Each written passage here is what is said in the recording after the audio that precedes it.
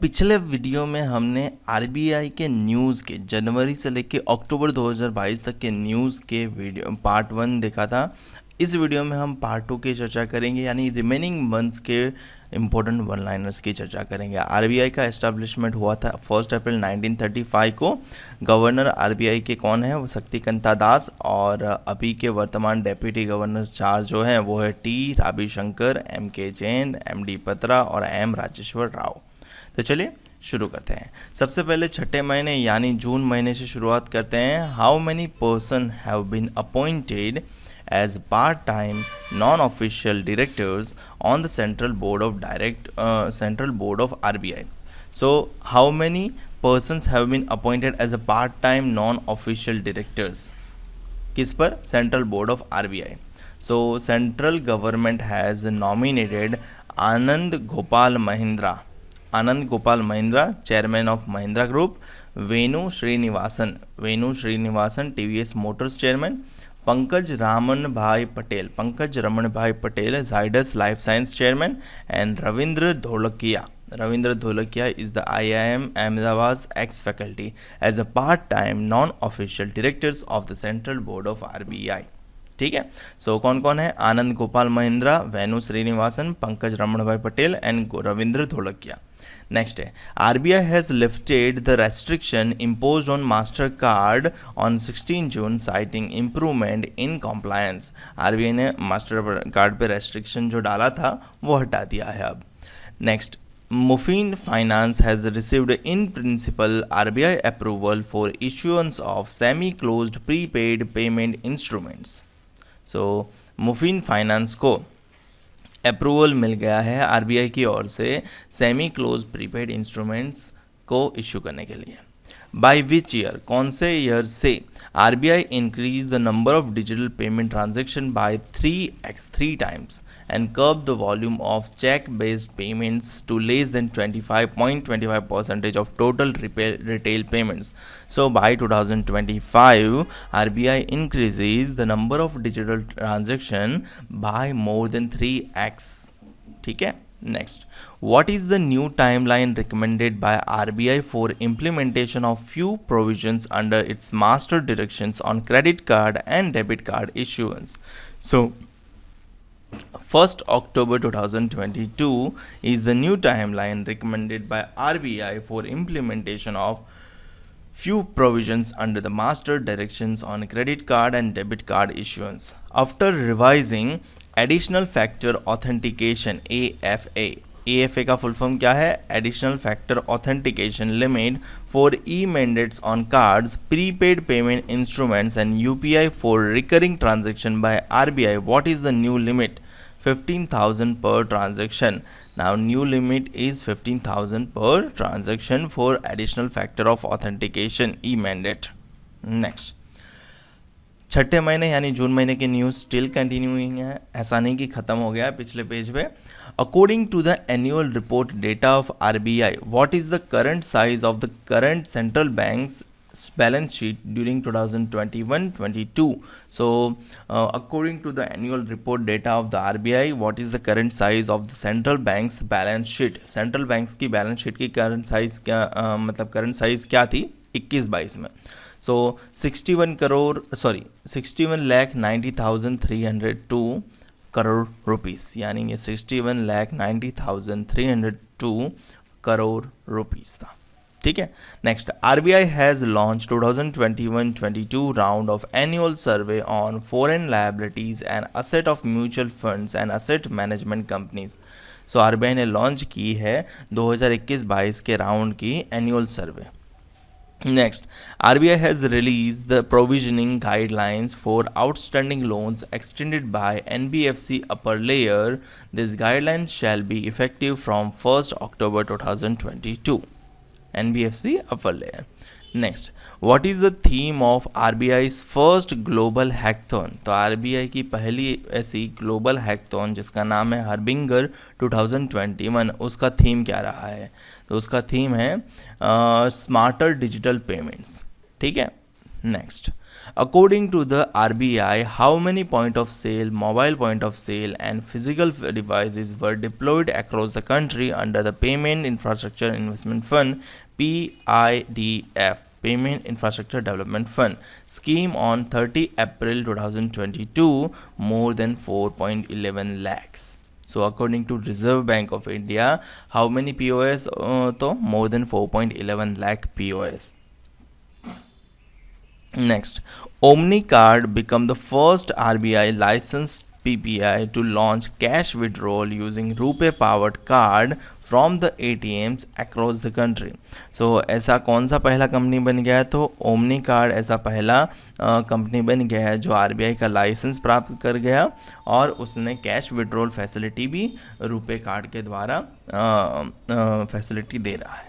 Next, after raising limit for individual housing loan for cooperative banks by RBI, what is the new limit of rural cooperative banks by individual housing loans with an assessed net worth of 100 crores? So now new limit is for rural cooperative banks for individual housing loan is rupees 50 lakhs. ठीक है, चलिए आगे बढ़ते हैं और जानते हैं 7th यानी जुलाई महीने की news. The RBI has announce system for domestic traders to settle imports exports in rupees. So RBI ने अनाउंस किया ऐसा सिस्टम जो डोमेस्टिक ट्रेडर्स को सेटल करने देगा इंपोर्ट्स और एक्सपोर्ट्स रुपीज़ में. पहले ऐसा नहीं था. RBI has allowed trade settlement between India and other countries including Sri Lanka and Russia in rupees. Same in news. RBI has launched a campaign to raise awareness about unclaimed deposit with a focus on 8 states that have the maximum amount of unclaimed deposit.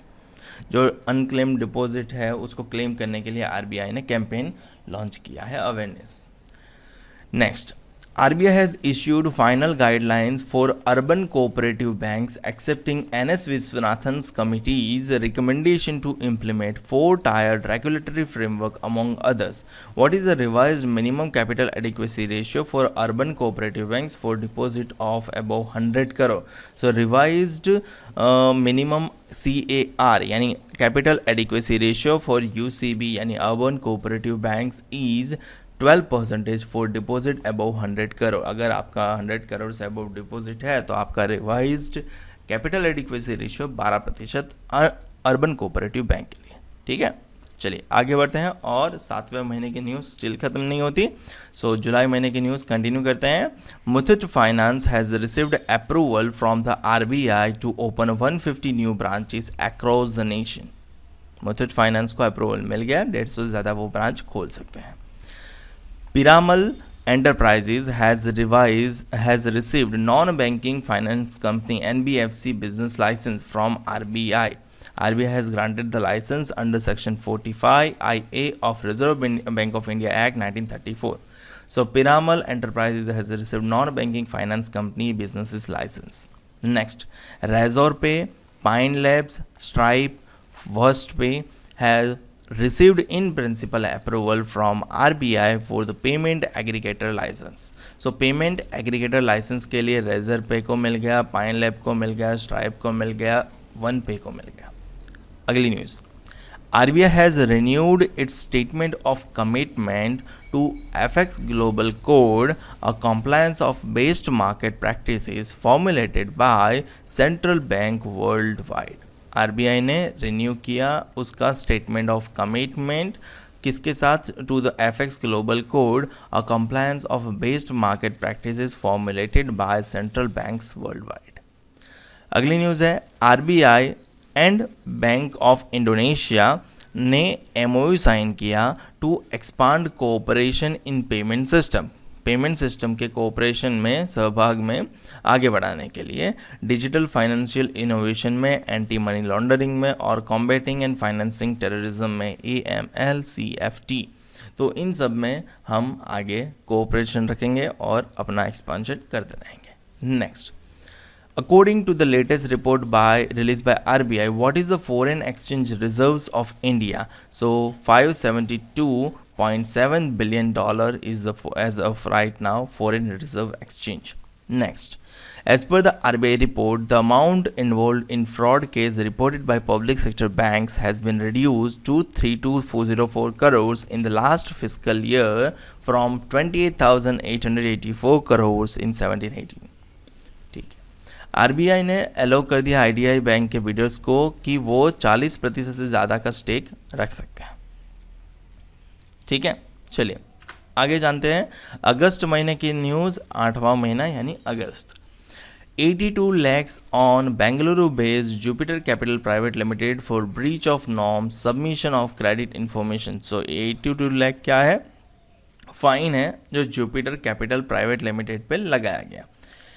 Impose certain restriction on Thodupuzha urban cooperative bank, Kerala based है, for period of 6 month. So Thodupuzha urban cooperative bank जो Kerala based है उस पर कुछ restriction लगाया गया है। Next, RBI ने लाइसेंस कैंसिल कर दिया गया है रूपी कोऑपरेटिव बैंक का और डेक्कन कोऑपरेटिव बैंक का। RBI will soon issue draft guidelines on outstanding of financial services by financial institution. RBI has issued the regulatory framework to make digital lending safe for customer. तो ये just instruction थी। Next news है RBI has lifted business restrictions on American Express banking corporations and allowed to restart onboarding of new domestic customers on its card network.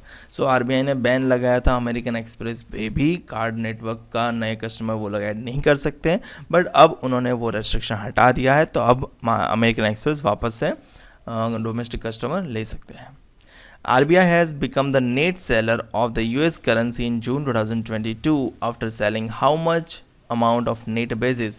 So US dollar 3.719 billion उतना cell करने के बाद RBI बना पहला, become the net seller of the US currency.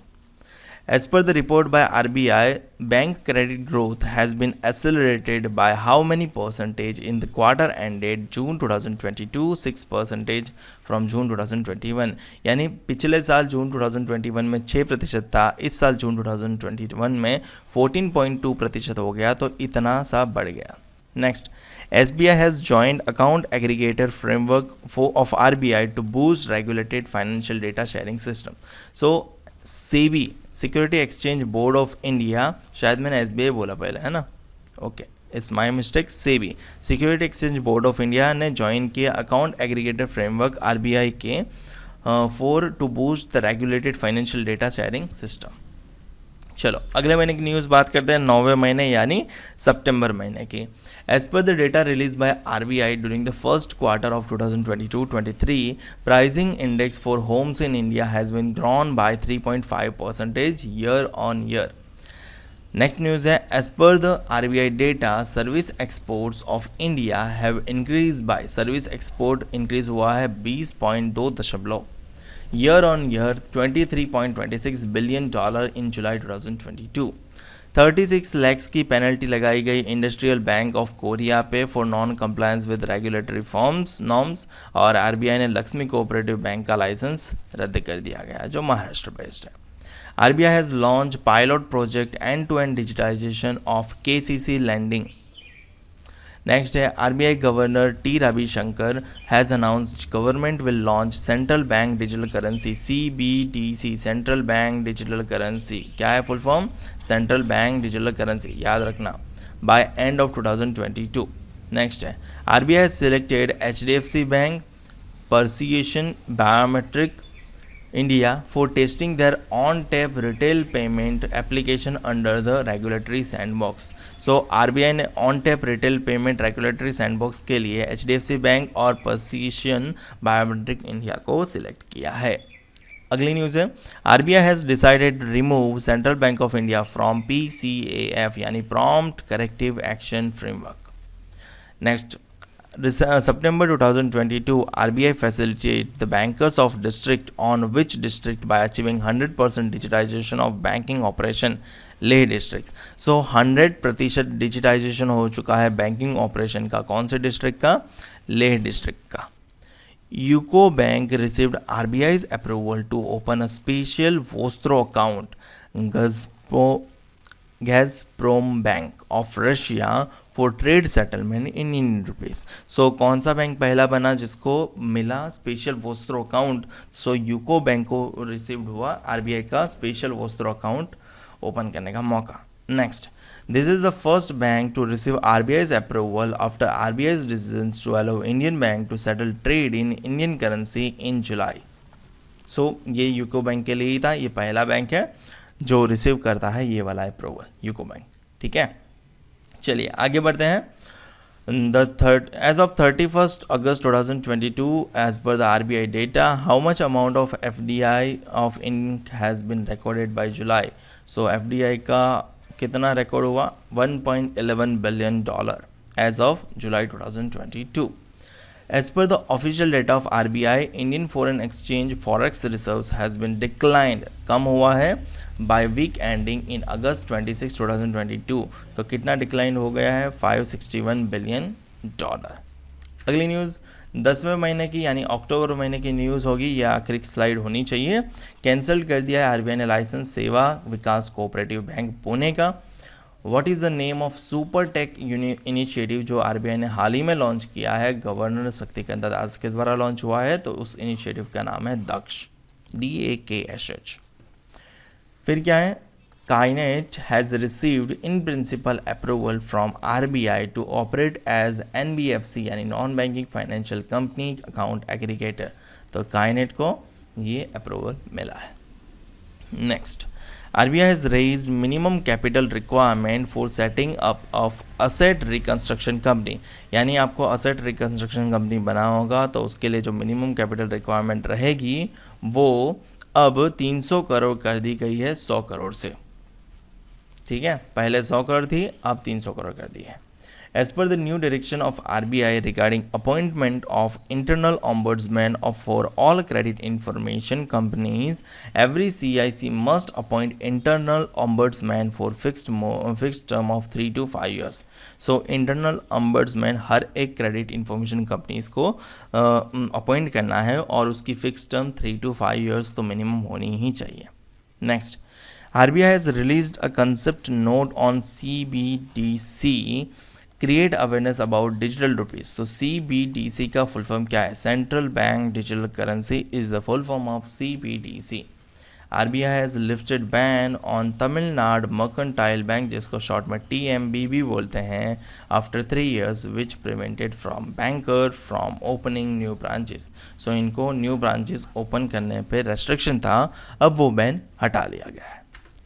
सो ये थे सारे news RBI के जनवरी से लेके अक्टूबर तक के। मैंने आपको सारे न्यूज़ बता दिए जिसमें आपको आरबीआई ने कौन कौन सी बैंकों पे पेनल्टी लगाई है, आरबीआई का मॉनेटरी पॉलिसी रेट अभी क्या चल रहा है, आरबीआई ने कितने बैंकों पे, कितनी ऑर्गेनाइजेशन पे, कितनी फाइनेंशियल इंस्टीट्यूशन पे फ़ाइन लगाया है, और आरबीआई के इम्पोर्टेंट वन लाइनर न्यूज़ क्या थे जनवरी से लेके अक्टूबर 2022 तक के। सो ये वीडियो आपको आने वाले मेंस एग्जामिनेशन में काम लगेगा, जैसे IBPS PO मेंस हो गया, SBI क्लर्क मेंस हो गया, SBI PO मेंस हो गया, या फिर अन्य कोई भी एग्ज़ाम जहाँ पे करंट अफेयर पूछा जाता हो, उनके लिए ये वीडियो काफ़ी हेल्पफुल है। और वो पुराने वीडियो यानी दूसरे वीडियो भी आप चेकआउट कर सकते हो, जैसे कि HDFC की न्यूज़, एक्सिस बैंक की न्यूज़, एट्सेट्रा एट्सेट्रा। आपको लिंक डिस्क्रिप्शन में मिल जाएगा। मिलते हैं अगले वीडियो में।